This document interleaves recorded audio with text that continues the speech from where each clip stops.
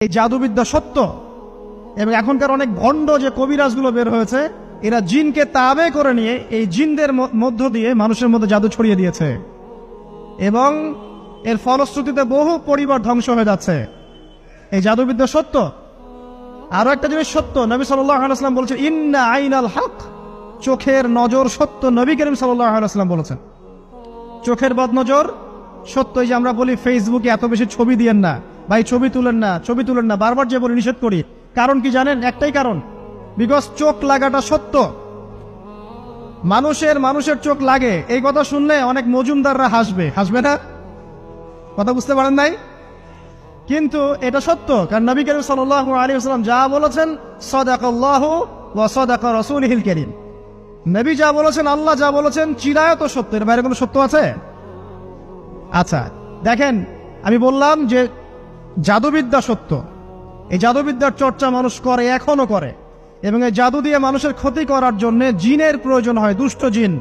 এই জিনগুলোকে মানুষ তাবে করে মানুষের ক্ষতি করার চেষ্টা করে। দেখবেন এখন গ্রামে গঞ্জে শহরে সব জায়গায় ছড়িয়ে পড়েছে না? দেখবেন, খুব সতর্ক থাকবেন। আমি পরে সলিউশন বলছি আপনাদেরকে। আরেকটা বলেছি, নবী সাল্লাল্লাহু আলাইহি ওয়াসাল্লাম বলেছেন চোখের বদনজর এমন সত্য যে একটা উটকে এই রান্নার ডেকচির মধ্যে ঢুকাই ফেলতে পারে। একটা উট খুব সুন্দর, ভালো, আপনি দেখছেন, মাশাআল্লাহ বলেন নাই, নজর লেগেছে, উটটা মারা গেছে দেন, তারপর তাকে জবাই করে খেয়ে ফেলতে হয়েছে। একজন সাহাবী গোসল করছিলেন, গোসল, এটা হাদিসে সহিহ, এই যে আলেম ওলামা যারা আছেন তারা জানেন যে এই হাদিসে সহিহ। একজন সাহাবী গোসল করছেন, তার গায়ের চামড়াটা খুব সুন্দর ছিল, একদম স্কিনটা অনেক সুন্দর থাকে না এমন কিছু মানুষ? আচ্ছা, এখন আরেকজন সাহাবী এই গোসল দেখছেন দূর থেকে, দেখে বলছেন যে কি চমৎকার তার শরীরের রংটা, যেন কুমারী নারীর মতো, অনেকটা এমন একটা কথা তিনি বলেছিলেন। সাথে সাথে এই সাহাবী অজ্ঞান হয়ে পড়ে গেছে। কোন সাহাবী? যিনি গোসল করছিলেন। এটার আপনি কোনো ব্যাখ্যা দিতে পারবেন না তো, এখানে কোনো সায়েন্স দিয়ে বা মেডিকেল সায়েন্স দিয়ে আপনি কোনো ব্যাখ্যা করতে পারবেন না। একটা ব্যাখ্যা দিতে পারেন, কিন্তু কেন সেটা হলো সেটা আপনি অ্যান্সার খুঁজে পাবেন না। তো নবী সাল্লাল্লাহু আলাইহি ওয়াসাল্লামের কাছে নিয়ে যাওয়া হলো তাকে। তিনি বললেন যে এই ব্যক্তির ব্যাপারে কি কেউ ভালো মন্দ কিছু বলেছিল? তখন একজন সাহাবী বললেন, হ্যাঁ, অমুকে বলেছে এর স্কিনটা অনেক সুন্দর, ওকে ডেকে নিয়ে আসো। ওকে ডেকে আনা হলো। ডেকে আনার পর নবীজি তাকে অনেক শাসালেন, তোমরা তোমাদের ভাইদেরকে কি মেরে ফেলতে চাও? তখন এই সাহাবী তো অবাক, আমি আবার কখন মারতে চাইলাম ইয়া রাসূলুল্লাহ? আমি তো মারতে চাই নাই, আমি তো খালি বলেছি যে তার গায়ের রংটা অনেক সুন্দর। তখন তিনি বললেন, কেন তুমি সুবহানাল্লাহ বললে না? কেন তুমি মাশাআল্লাহ বললে না? যখন মাশাআল্লাহ বলবেন, সুবহানাল্লাহ বলবেন, নজরটা লাগবে না। আর যখন আপনি মাশাআল্লাহ বলবেন না, সুবহানাল্লাহ বলবেন না, দেখবেন নজর লেগে গেছে। আপনি বিশ্বাস করেন ব্যবসা খুব ভালো চলছে, মানুষ বললো যে বাহ, তোর তো ব্যবসা হেভি, লালে লাল শাহজালাল, ঠিক আছে, দেখবেন আপনার কেনা বেচা বন্ধ হয়ে গেছে। এরকম হবে, আমার কথাটা বিশ্বাস করেন। এটা কিন্তু সায়েন্স প্রমাণ করতে পারবে না, আল্লাহ এবং তার রাসূল বলেছেন, তার উপরে কোনো সত্য নেই। আছে সূরা কাহফ 29 নম্বর আয়াত পড়ে দেখেন, আল্লাহ পাক বলছেন ওয়াকুলিল হাক্কু মির রাব্বিকুম, সত্য সেটাই যা তোমার রবের পক্ষ থেকে আসে। ফামান শাআ ফালইউমিন, যার ইচ্ছা হয় বিশ্বাস করুক, ওয়ামান শাআ ফালইয়াকফুর, যার ইচ্ছা হয় সে অস্বীকার করুক। এই কারণে আমরা বলি ফেসবুকে এত বেশি ছবি দেওয়া, এই আই ওয়াশ করা, এই যে শোডাউন করা, হ্যাঁ, ইসলামের কিছু কাজ করলেন একদম মানুষকে না দেখাইতে পারলে ঘুম হচ্ছে না, এগুলো বন্ধ করেন, এগুলো বন্ধ করে দেন আল্লাহর ওয়াস্তে। অফলাইনে কাজ করেন, নিজেকে গোপন করার চেষ্টা করেন। যত বেশি মানুষের কাছে নিজেকে এক্সপোজ করবেন, কাজের বরকত কমে যাবে, কাজের বরকত কমে যাবে, চোখ লাগবে, নজর লাগবে। এবং চোখ লাগা বদ নজরে বহু আলেম আস্তে আস্তে মাঠ থেকে মাইনাস হয়ে গেছে না? যায় নাই? এখন কি আলেমদের সংখ্যা বেশি না কম? যত দিন যাবে আলেমের সংখ্যা আরো কমে যাবে। নবীজি বলেছেন আলেমদের সংখ্যা কমতে থাকবে, মানুষ জাহেলদেরকে আলেম বানিয়ে নেবে। তো প্রিয় ভাইরা, জাদুবিদ্যা সত্য, চোখের বদনজর সত্য, রাতের এই অনিষ্টগুলো সত্য, রাতের বেলা অনেক ক্ষতি আছে। এই জন্য নবীজি বলছেন বাচ্চাদেরকে বাইরে বের করো না, এবং তোমরাও রাত যখন গভীর হবে তখন এদিক ওদিক ঘোরাফেরা করো না। দেখবেন রাত যত গভীর হয় আমাদের শহরগুলো তত জীবিত হয়, তাই না? তাই না? রাত যত গভীর হচ্ছে শহর তত জীবিত হয়। চায়ের দোকানে আড্ডা বেশি, ওই সিনেমা দেখছে, টিভি দেখছে, ক্যারাম খেলছে, লুডো খেলছে, ঘুম নাই। ঘুম কখন? ফজরের আগে আগে। ফজরের নামাজ কিন্তু নাই, ফজরের ঠিক আগে আগে, আবার ওই যে জোহরের নামাজের সময় উঠতেছে। এখন আমাকে বলেন, এরকম জেনারেশনকে দিয়ে কি আসলে ইসলামের কোনো খেদমত হবে? আচ্ছা, নবীজি রাতের বেলা আর্লি ঘুমাতেন, আল্লাহ পাক আমাদের সবাইকে তাড়াতাড়ি ঘুমানোর তৌফিক দান করুন। হ্যাঁ, আপনি ইলম চর্চা করলে রাত জেগে থাকতে পারেন, আপনি যদি জ্ঞান চর্চা করেন রাত জাগতে পারেন, আপনি কোনো গবেষণা করছেন, নামাজ পড়ছেন বা কোরআন হেফজ করছেন, আপনি রাতের আর্লি উঠবেন, এটা আলাদা বিষয়।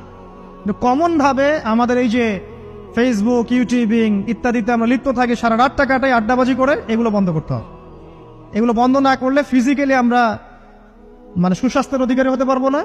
সারা দিনটা আমাদের একটা কি বলবো অলসতার ভাবে যাবে এবং দিনের বেলা কাজগুলো ব্যাহত হবে। এতে করে আমাদের উম্মার এই পুরো বড় যে তরুণ প্রজন্ম আছে এদেরকে আপনি সম্পদে পরিণত করতে পারবেন না। তাই এই সিস্টেমটা চেঞ্জ করা দরকার। নবীজি রাতের বেলা এই সূরা বাকারার শেষে 3টা আয়াত তেলাওয়াত করতেন। আমরা করবো ইনশাআল্লাহ। ইনশাআল্লাহ।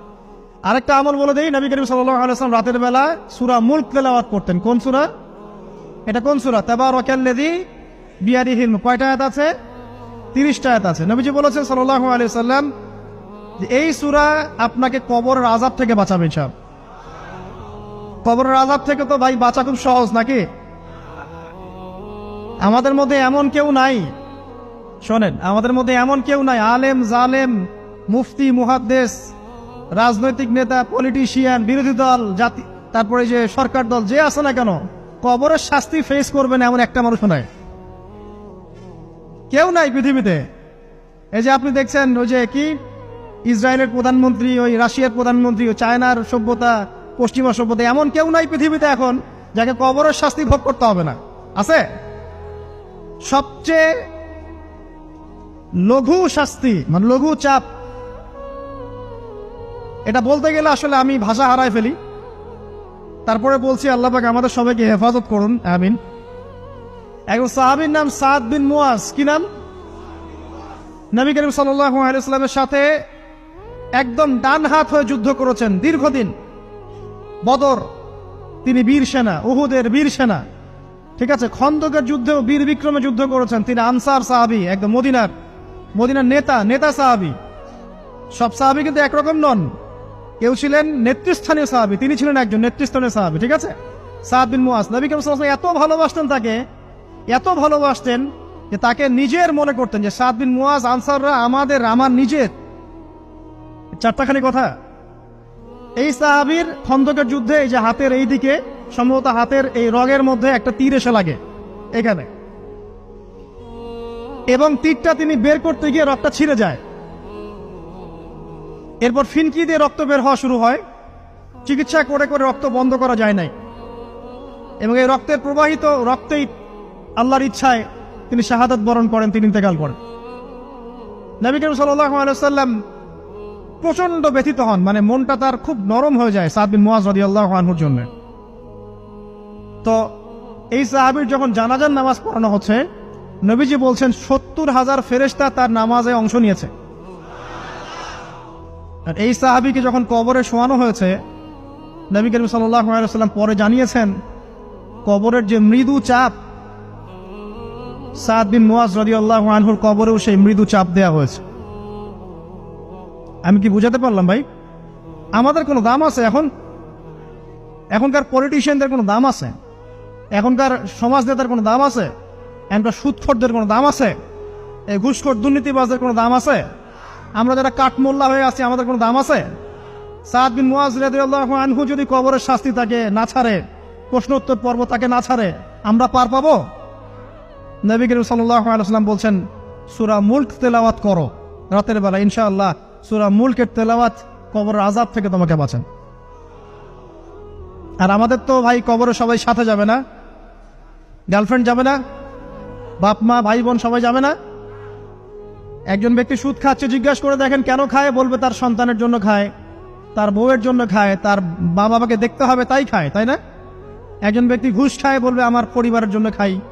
একজন দুর্নীতি করছে, পুকুর চুরি করছে, বলবে দুর্নীতি করছে আমার পরিবারের জন্য খাই, পরিবার ভালো থাকবে।